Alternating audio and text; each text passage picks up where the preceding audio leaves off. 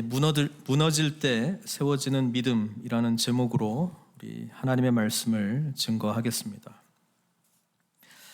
계속해서 다윗의 삶을 저희가 살펴보고 있고 사무엘 하는 이제 마무리를 향해서 가고 있습니다. 이 사무엘상의 이야기가 끝이 날 때에 우리는 지금까지 하나님께서 다윗을 계속해서 훈련시키고 있지 않습니까? 그래서 뭔가 좀 마지막 모습은 뭔가 좀 아름답게, 뭔가 좀 승리한 모습으로 이렇게 좀 이야기가 기록되면 좋겠는데, 지금 다윗 이야기 좀 한 장 스킵했습니다마는 사울 이야기, 다윗 이야기, 사울 이야기 이렇게 이제 이야기가 전개되면서 분위기는 다윗이 지금 블레셋 땅에 있으면서 하나님께서 사울을 계속해서 여전히 버리고 있고, 다윗은 뭐 그럼에도 불구하고 계속 좀 세워나가는 그런 형식으로 이야기가 기록이 되어 있습니다. 그래서 한 2주 동안 다시 또 다시라고 하는 제목으로 설교를 하면서 이런 다윗의 모습을 우리는 어떻게 받아들여야 될까, 그 질문을 가지고 사실 말씀을 전했고, 이것은 의아한 사건이라기보다도 우리에게 사실 늘상 일어나고 있는 모습이고, 이 사이클, 그러니까 뭔가 배우고 하나님에 대해서 알고 그러면서 또다시 무너지면서 내가 이전에 알지 못했던 주님 앞에서의 죄를 깨닫고 더 심각할 정도로 나의 영적 상태가 예수님이 계시지 않는다면은 나는 그냥 끝장이구나 라고 하는 것을 깨닫는 이 과정을 통해서 주님을 더욱더 의지하는 믿음으로 하나님께서는 저와 여러분들을 연단하고 있구나, 그러니까 이 이야기를 지금 하고 있습니다. 여러분, 이 관점이 굉장히 중요합니다. 왜냐하면 우리 영적 상태, 나는 예수님을 믿었기 때문에 이제 계속 잘 될 거야, 그 과정이 아니라고 하는 것은 우리가 삶을 통해서 여실히 경험하고 있기 때문에 그렇습니다. 그래서 문제는 우리가 넘어지는 게 문제가 아니고, 나의 약한 부분들이 자꾸 드러나는 게 문제가 아니고, 빨리 하나님께로 돌아갈 수 있는 영적 훈련이 안 돼 있다라고 하는 것이 문제라고 하는 사실입니다.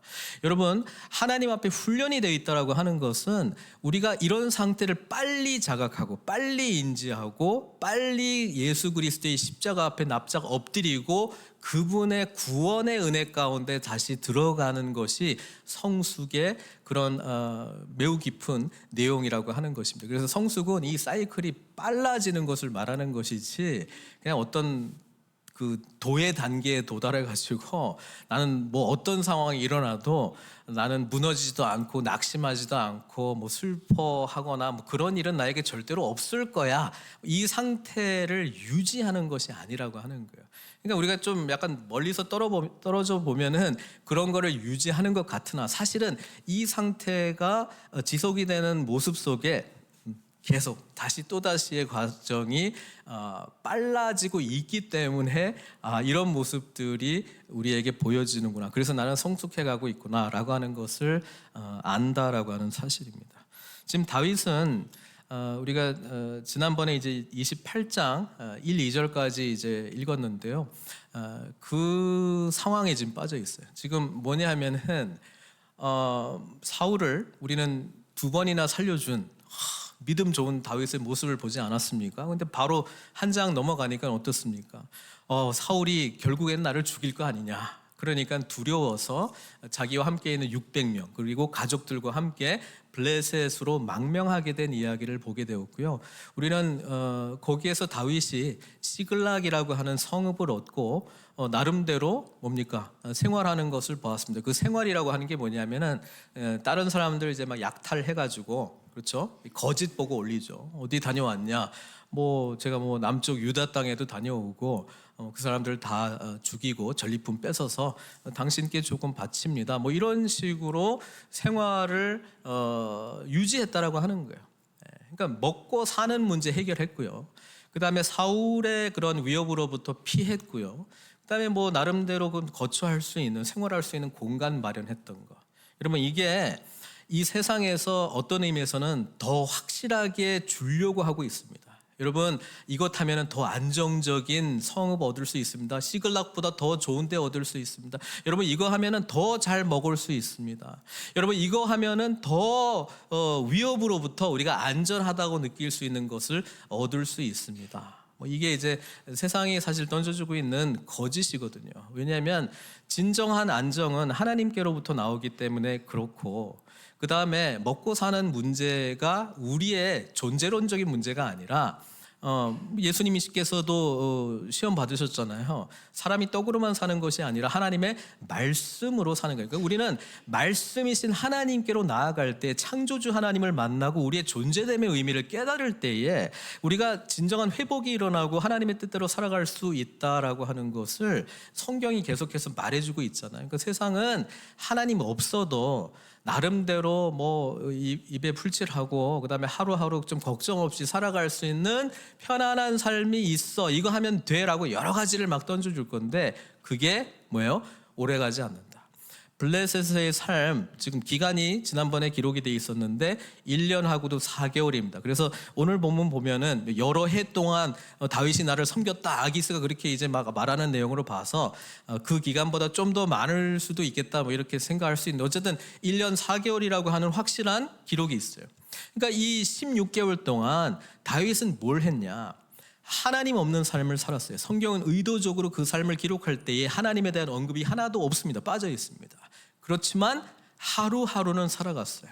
뭔가 안정감을 누리는 삶이 있었어요. 그런데 입을 내뱉을 때마다 다윗은 적어도 자기 사람들 외에 다른 사람들하고 이야기할 때는 거짓말을 해야 되는 삶이었고요. 자신의 인생은 점점 거짓의 인생이었다라고 하는 것이고, 기름 부음 받은 하나님의 사람, 하나님의 마음에 합한 자하고는 완전히 다른 길을 가고 있는 다윗의 모습을 지켜봤다라고 하는 것입니다. 여러분, 우리의 영적인 싸움이 여기에 있다라고 하는 거예요. 여러분, 1년 4개월이 아니라 24년, 30년, 50년 이런 생활을 계속 지속하면은 나는 안전한 삶을 누리는 것이다 라고 착각하게끔 세상은 계속해서 우리에게 미끼를 던져주고 있는데, 어떤 의미에서 1년 4개월이 지나고 다윗이 오늘 사실 자기가 의지했던 모든 것이 다 무너지는 것을 성경은 기록하고 있잖아요. 그 위기가 뭐냐면은 이스라엘과 전면전을 지금 블레셋이 지금 계획을 하고 있는데, 우리가 그 장면 볼까요? 우리 28장 1, 2절입니다. 오늘 본문 앞선 장인데 뭐라고 돼 있냐면, 그때 블레셋 사람들이 이스라엘과 싸우려고 군대를 모집한지라 아기스가 다윗에게 이르되 너는 밝히 알라, 너와 내 사람들이 나와 함께 나가서 군대에 참가할 것이니라. 그러니까 한 1년 4개월 동안 다윗이 하는 걸 보니까 거짓된 삶이었음에도 불구하고 아기스는 완전히 넘어갔어요. 야, 이 다윗은 내 편이구나, 내 충신이구나. 그리고 약탈을 했는데 유대 땅 남쪽에도 가고 이랬다는 걸 보니까 사울과 그의 백성들에게 미움을 받았구나, 확실히 내 편이다. 그러니까 다윗에게 말하죠. 우리 전쟁할 건데 너 나랑 같이 가자. 그러니까 다윗이 아기스에게 이르되 뭐라고 이야기합니까? 그냥 하도 거짓말을 많이 해서 자연스럽게 나와요. 당신의 종이 행할 바를 아시리이다. 아주 그냥 약간 추상적인 말이긴 했는데, 기대한 대로, 당신이 기대한 대로 나는 승리할 것입니다. 당신이 생각하는 적이 나의 적이고 이스라엘을 내가 무찌르고 승리할 것입니다. 나의 용맹을 증명하게 될 것입니다. 이런 이야기를 하는 거 아니겠어요? 그러니까 아기스가 다윗에게 말하죠. 그러면 내가 너를 영원히 내 머리 지키는 자를 삼으리라. 네가 그런 공을 세우게 되면은 너는 완전히 내 우편에 딱 서가지고 이제 나를 지키는 보디가드로, 내가 경호원으로 내가 채용하겠다. 그런 이야기를 지금 하고 있는 거 아니겠어요? 이 말을 내뱉은 그 다윗은 속은 어떻게 생각하고 있어요? 큰일 났다. 야, 이스라엘과 나는 전면전하면 안 되는데, 나는 이스라엘의 왕이 돼야 되는데 지금 그들과 반대편에 서서 장수로서 내 싸우면 안 되는데 어떡하지 이렇게 고민하고 있지 않았겠어요? 근데 오늘 본문 보니까 기가 막히게 문제가 해결됐어. 야, 블레셋 방백들이 도와줘. 그렇죠? 이게 다 모여 있으니까 이런 거예요, 분위기가. 아기스가 자신의 그 군대를 데리고 왔는데 다윗 그리고 그를 따르는 600명이 딱 이렇게 줄 서 있는 거예요. 그러니까 다른 방백들이 보고, 아니 쟤네들은 히브리 사람 아니냐, 이 사람은 다윗 아니냐? 이 사람은 왜 데리고 왔냐? 사울은 천천히요, 다윗은 만만이라 하던 그 사람 아닙니까? 빨리 물리십시오. 이 사람이 우리와 같이 가게 되면은 그 갑자기 딴 마음 먹고 우리 블레셋 사람 죽이고 그 다윗의 주 사울에게 다시 돌아가면서 협상하고 뭐 이렇게 얼마든지 할 수 있는 위험 요소가 있는데 당신 왜 데리고 왔습니까? 아기스가 막 아니 이 다윗은 뭐 충신이고 내가 믿을 수 있는 사람이고 뭐 이렇게 아무리 이야기해도 통하지 않는 거예요. 그렇죠?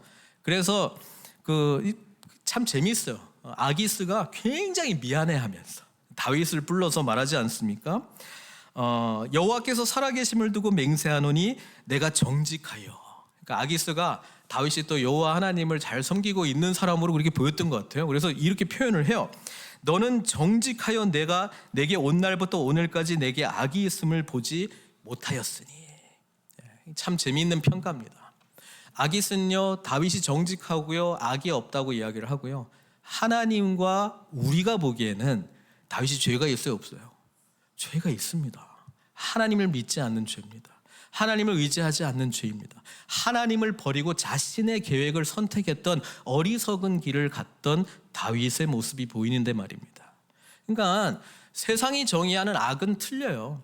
세상이 정의하는 죄는 틀려요. 오직 우리는 하나님이 보시기에 이것이 선한가 악한가, 하나님이 보시기에 이것은 죄인가 아닌가, 그것이 우리에게 절대 기준이 되는 것이지, 뭐 합의를 통해서 대부분이 이게 중죄입니다, 아니면 경범죄입니다, 뭐 이런 거는 세상에서는 아무리 정의를 내려도 하나님이 정의 내리시는 선악이 있다라고 하는 것을 우리는 기억해야 된다라고 하는 거예요. 그러니까 다윗이 이 이야기를 들어요. 아기스 왕의 입을 통해서. 나와 함께 진중에 출입하는 것이 내 생각에는 좋으나, 아니 나는 같이 가면 좋지, 그런데 수령들이 너를 좋아하지 아니하니. 자기는 이제 살짝 빠지는 거죠. 아니 나는 원하는데 대부분의 사람들이 원치 아니하니 이제 너는 평안히 돌아가서 블레셋 사람들의 수령들에게 거슬러 보이게 하지 말라. 이렇게 이제 이야기를 합니다. 그러니까 다윗이 속으로는 휴 한 거죠. 큰일 날 뻔했는데 잘 됐다 이렇게 생각을 했을 거 아니에요.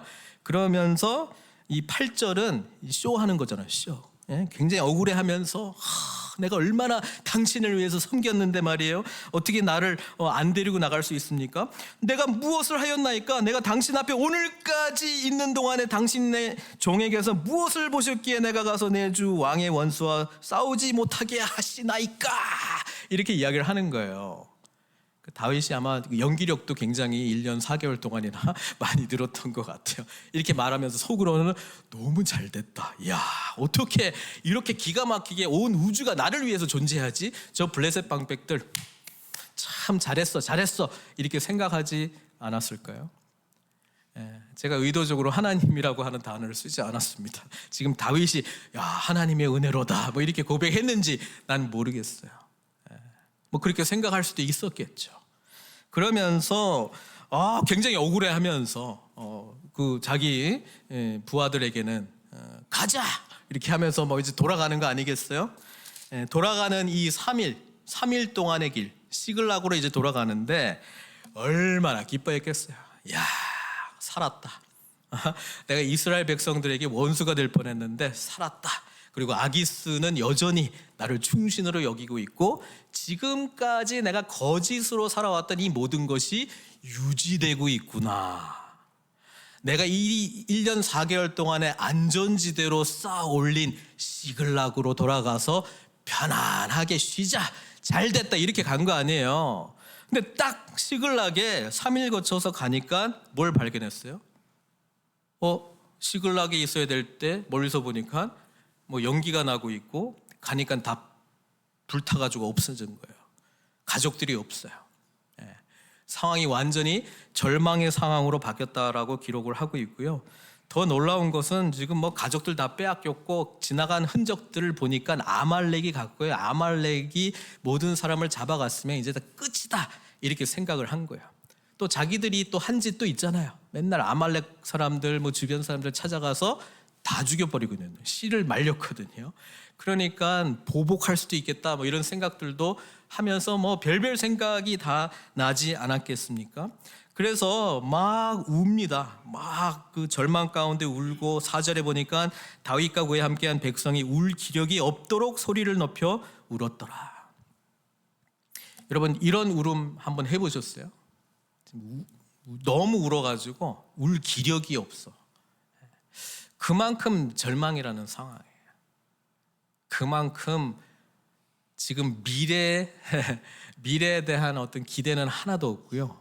정말 깊은 이 절망감에 지금 빠져 있는 것입니다. 자, 이때 백성들이 자녀들 때문에 6절에요. 마음이 슬퍼서 다윗을 어떻게 하려고 했다고요? 돌로 치자. 야, 이 600명 누구예요? 처음에는 400명 아니에요? 예? 400명 되게 한두 명 모일 땐 누구예요? 원통한 자, 환난당한 자, 빚진 자. 다윗이 한 명 한 명 이렇게 챙겨주고, 너 힘들어? 난 더 힘들어. 뭐 이렇게 하면서 위로해주고, 예? 군사로 세워주고, 꿈을 주고, 그렇죠? 하나님이 다윗과 함께한다. 그 믿음 심어주고, 가정들 챙겨주고, 내가 뭐 여기 나 혼자 살려면 여기 올 필요도 없는데 니네들 생각해서 여기 온 거야 까지도 생각이 가지 않았겠어요? 근데 이들이 뭐 하려고 해요 지금 다윗을? 야, 사람들까지도 지금 배신을 하고 있는 모습을 보면서 여러분 이럴 때 어떻게 반응을 하겠어요?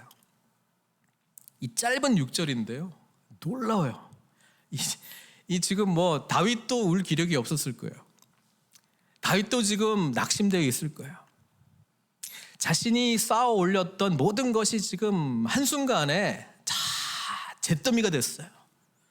사랑하는 가족들 때문에 위험을 무릅쓰고 안전지대라고 생각해서 여기 왔는데 가족들도 없어요. 이럴 때 어떻게 해야 돼요? 자기가 그래도 챙겼던 사람들이 전부 자기를 죽일 놈이라고 죽여야 된다고 돌 던지려고 하고 있는 이 찰나에 뭘 해야 돼요?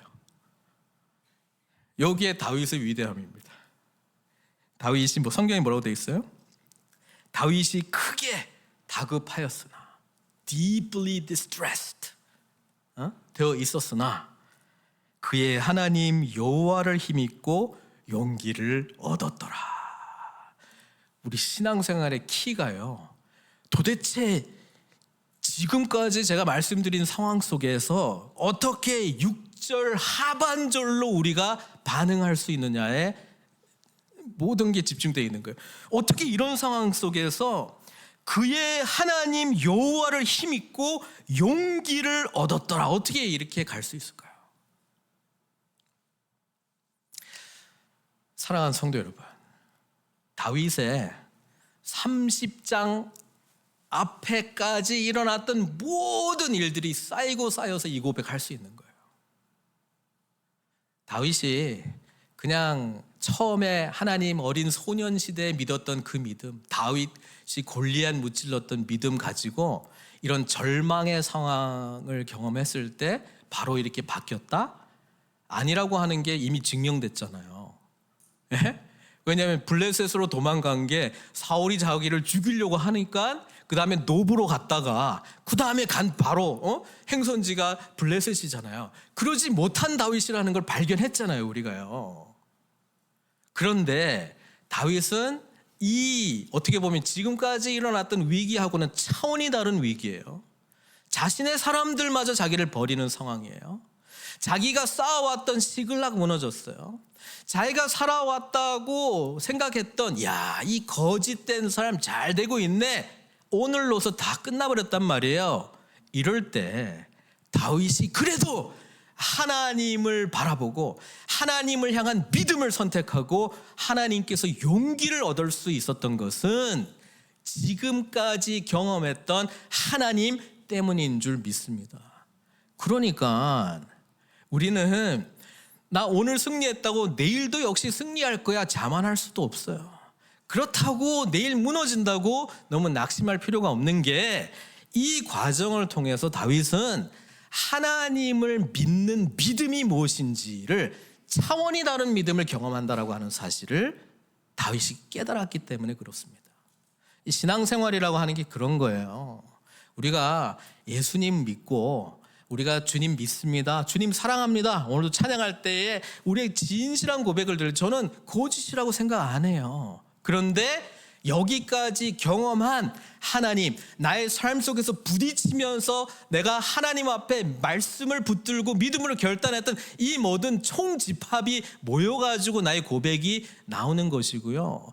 또 다른 차원의 위기가 경험되기 시작하면 우리는 또 무너지는 우리의 모습을 발견하게 될 거예요. 그런데 낙심할 필요가 없는 거는 이거는 바로 다음 한 절이 끝나기도 전에 다윗이 하나님으로부터 힘을 얻고 믿음을 가지고 용기를 내어서 믿음의 영적 발걸음을 내어 디딜 수 있는 존재라고 하는 것을 발견했기 때문에 그렇습니다.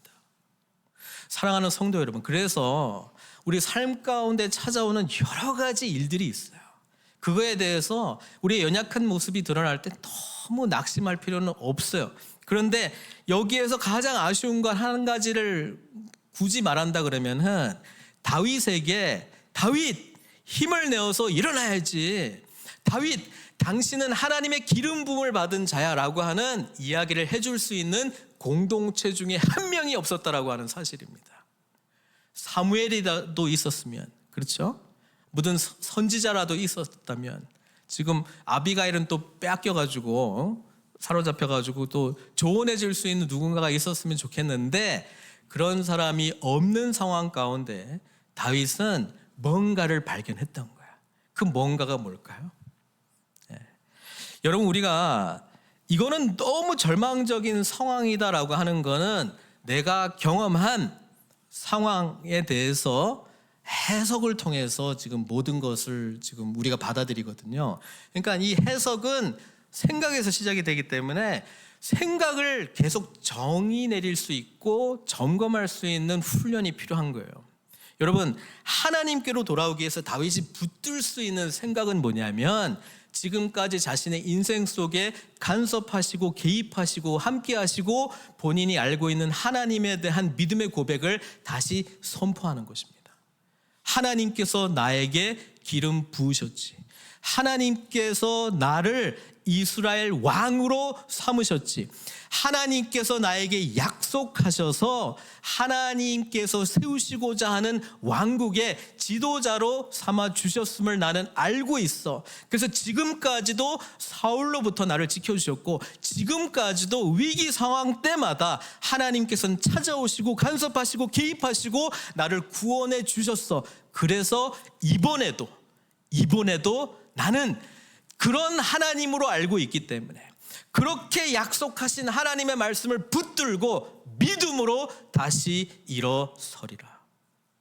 여러분, 믿음이라고 하는 것은 하나님께서 저와 여러분들에게 이미 예수님 안에서 행하신 일을 붙드는 거예요.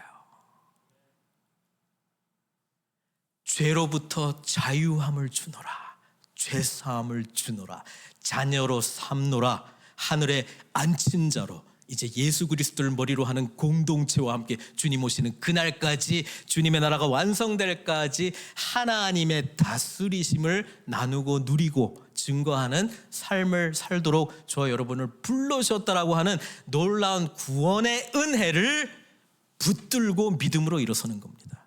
그때에 주변의 상황이 아무리 반대 방향으로 흘러가도, 아무리 절망적인 상황이 찾아온다 할지라도, 내가 쌓아놓았던 시글락이 무너지고 내가 믿었던 사람들조차도 돌을 던지려고 해도 하나님 한 분만으로, 그분께서 말씀하신 언약의 말씀 붙들고 다시 일어설 수 있는 믿음이 우리에게 있을 때 이 절망의 상황이 이제는 변화의 상황으로, 미래에 대한 소망의 상황으로 우리가 영적인 믿음의 거인의 발자국을 내어 딛는 거예요. 그렇게 하기 위해서 늘 우리의 삶 속에서 경험하는 나의 삶을 제대로 들여다보고 하나님께서는 무엇을 기뻐하시는가, 또 믿음의 공동체 속에서 기도, 권면, 말씀을 향해서 인도하는 그런 인도를 받으면서, 또는 누군가 밀어주고 세워주는 격려를 받으면서 우리가 함께 일었을 때에 이런 놀라운 믿음의 결단을 내리는 것 아니겠습니까? 우리는 지금 다윗이 경험하고 있는 이 절체 위기의 상황 속에서도 비교할 수 없을 정도 우리는 축복받은 시대를 살고 있습니다. 우리는 주님께서 우리와 함께 하시죠. 우리는 주님께서 우리에게 주신 성령님이 계시죠. 약속의 말씀이 우리에게 확실하게 주어졌죠. 미래에 대해서 확실하게 하나님께서 어떻게 하시겠다라고 하는 약속의 말씀이 있죠. 믿음의 공동체가 있죠. 우리를 위해서 기도하는 지체들이 있죠. 그러니까 우리는 절망할 수 없는 그런 하늘에 속한 모든 자원들을 공급받은 자로 살고 있다라고 하는 사실입니다. 그래서 이런 상황들이 찾아올 때가 있어요. 낙심되는 순간들이 있어요. 위기다라고 느끼는 순간들이 있어요. 내가 의지했던 것들이 막 무너져 내리고 있는 상황들을 우리가 직면할 때가 있어요. 그럴 때 낙심하지 마십시오. 그럴 때 하나님을 향해서 우리의 믿음을 발휘하셔야 됩니다. 하나님께서 약속하신 것을 믿고, 주님께서 나와 함께 하심을 믿고, 나를 불러주시고 구원해 주신 그 의미와 그 뜻이 있다라고 하는 것을 믿고 우리는 오늘도 일어서는 것입니다. 그러면 세상이 달라질 것입니다. 다음 주에 우리가 살펴보겠지만 상황이 완전히 바뀌고요. 우리 이것을 통해서 공동체, 돌을 던지려고 했던 이 공동체를 다윗은 다르게 바라봅니다. 그전에는 믿을 사람들이었지만 이제는 그냥 나와 같이 연약한 자들이기에 주님을 향해서 함께 나아가는 공동체로 긍휼을 발휘하게 됩니다. 이런 우리조차도 쓰시고자 하는 하나님의 은혜 속에서 앞으로 펼쳐질 일들에 대해서 기대하는 마음으로 새롭게 자신의 관점을 조정하게 된다라고 하는 것이죠. 우리가 이런 신앙의 여정 속에 있는 거예요. 우리는 하나님께서 계속 빚어가고 계신 거예요. 그래서 낙심하는 거, 절망하는 거, 슬퍼하는 거, 괴로워하는 거, 믿음의 영적인 성장의 과정 속에 다 포함되어 있는 것이다. 그래서 그때그때마다 하나님을 바라보시는 저 여러분들 되시기를 주님의 이름으로 축복합니다. 다윗이 이 상황 속에 기대했던 것이 하나 있을 거라고 저는 생각을 하는데, 지난번에 제가 말씀드렸듯이 시편 34편을 다시 기억했을 거예요. 자신이 한번 블레셋에 도망 왔을 때에 그 과정을 통해서 막 침 흘리고 미친 채 하면서 겨우 살아왔는데, 그때 만났던 하나님에 대한 고백을 다시 한번 읊어보지 않았을까요? 그때 만났던 하나님, 지금 상황하고는 조금 다른데요. 지금 혼자가 아니라 지금 공동체 전체, 그리고 지금 가족들과 함께 있는 이런 상황 속에 모든 것이 지금 실제로 무너져 있는 상황 속에 그때 고백했던 그 하나님에 대한 고백이 더욱더 심화되고, 그때 고백했던 하나님이 더욱더 큰 은혜로 자신에게 오지 않았겠습니까? 그래서 34편의 말씀 몇 가지를 한번 다시 다윗의 마음으로 읊어보려고 합니다. 34편 4절. 이 짧은 시간에 아마 다윗은 하나님께 기도했을 거예요. 내가 여호와께 간구하매 내게 응답하시고 내 모든 두려움에서 나를 건지셨도다. 지금까지 하나님 내 기도 들어주셨지. 맞아. 지금까지 하나님께서 모든 두려움에서 나를 건져주셨지. 맞아. 지금도 하나님 나의 기도를 들어주십시오. 지금 모든 것이 무너졌습니다. 모든 것이 없어졌습니다. 하나님, 그럼에도 불구하고 기도드립니다. 주님, 나의 이 모든 두려움에서 구원해 주십시오. 6절 말씀.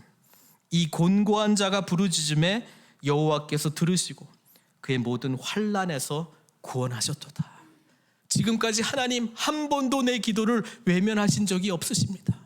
이번에도 제가 비록 1년 4개월 동안 지금 눈이 멀어서 하나님을 의지하지 않고 내 계획, 내 거짓된 삶 의지하면서 살아왔고 헛된 시글락 의지하면서 살아왔고 지금이 그냥 유지되기를 바랬던 이 연약한 나의 모습에서 오직 나를 구원해 주시고 인도하실 분은 하나님이십니다. 이 고백으로 주님께 나아가오니 주여 부르짖사오니 나를 이 환난에서 지금까지 그렇게 하셨던 것처럼 다시 구원해 주시옵소서. 여러분, 다윗이 자신의 몇 년 전에 지었던 하나님 앞에서 이 고백을 다시 되씹으면서 더 깊은 하나님께로 나아가지 않았겠습니까? 18절, 여호와는 마음이 상한 자를 가까이 하시고 충심으로 통회하는 자를 구원하시는도다.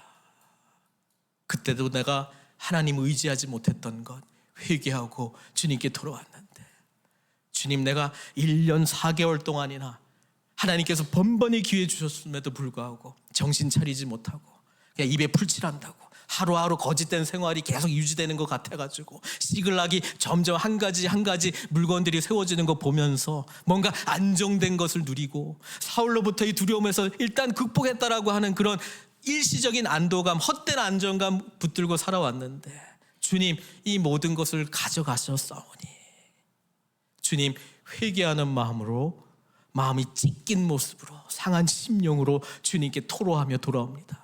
주여, 용서해 주시고 나를 받아주십시오.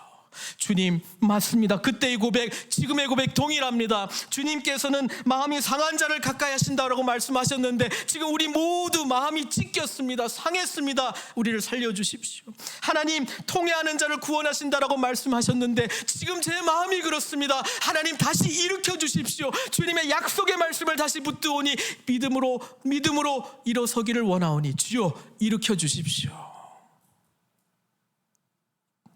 그 기도를 하나님께 올려드리지 않았겠어요?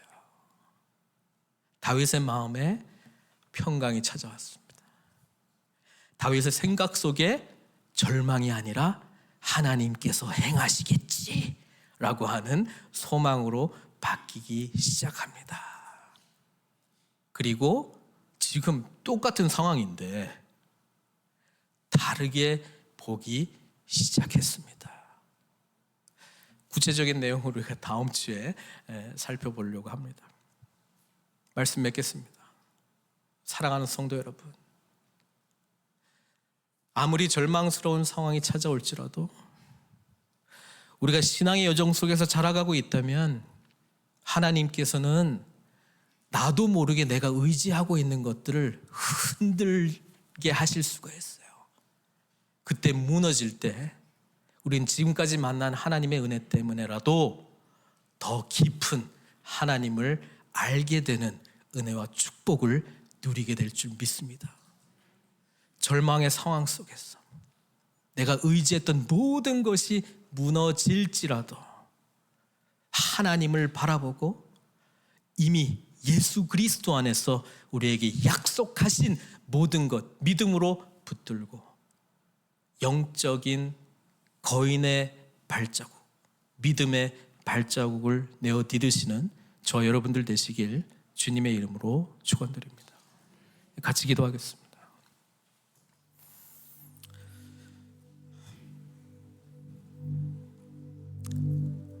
믿음이라고 하는 거는요, 끊임없이 우리에게 재정의함으로 찾아옵니다.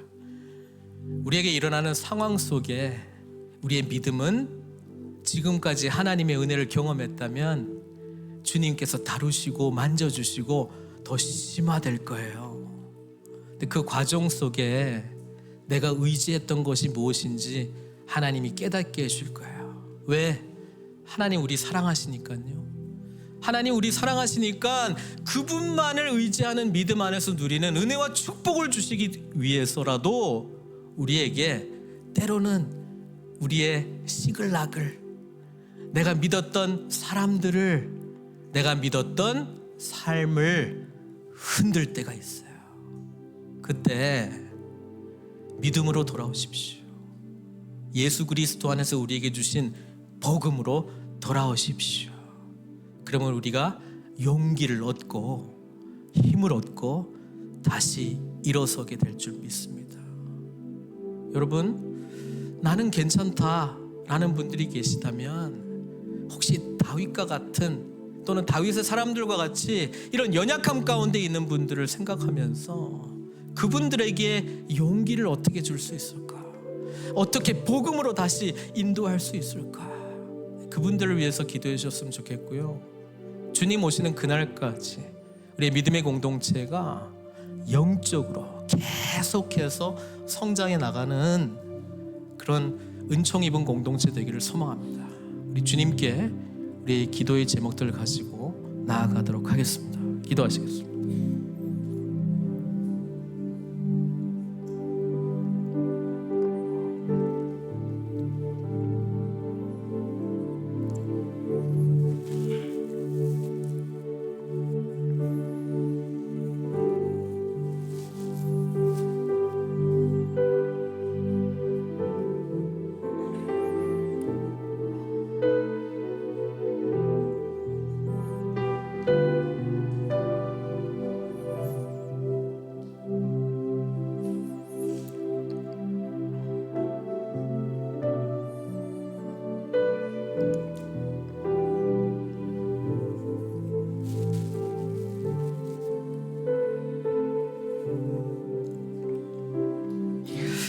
사랑의 하나님, 감사드립니다. 믿음으로 산다라고 하는 것이 어떨 때는 참 기쁘고 감사하기도 한데, 진짜 믿음이 무엇인지를 알아가는 과정 속에 우리의 연약함이 드러난다라고 하는 것을 주님 알게 해주셨습니다. 때로는 우리도 모르게 의지했던 것이 무엇인지 하나님께서 깨닫게 해주시는데, 이 과정이 고통스럽기까지 하고 때로는 절망스럽기도 합니다. 그럼에도 불구하고 하나님을 향한 이 열망, 믿음 놓치지 않는 저희들 되게 해주시고, 주님, 세상이 아무리 흔들려도 나의 삶이 송두리째 내가 생각했던 절망의 상황 가운데 처해 있을지라도 나의 눈이, 나의 마음이 주님을 향해 있다면 그것은 오히려 더 큰 믿음을 경험하는 은총의 시간이 될 것이고, 이제는 새로운 미래를 꿈꾸는 소망의 자리가 될 것이고, 하나님께서 나와 함께 하신다라고 하는 놀라운 사랑을 경험하는, 나의 믿음이 자라나는 영적인 거인의 발자국을 내디딜 수 있는 은총의 자리가 될 줄 믿습니다. 그 소망으로 오늘도 우리의 삶을 주님께 온전히 의탁합니다. 홀로 영광 받아 주시옵고 예수님의 귀하신 이름으로 기도드리옵나이다.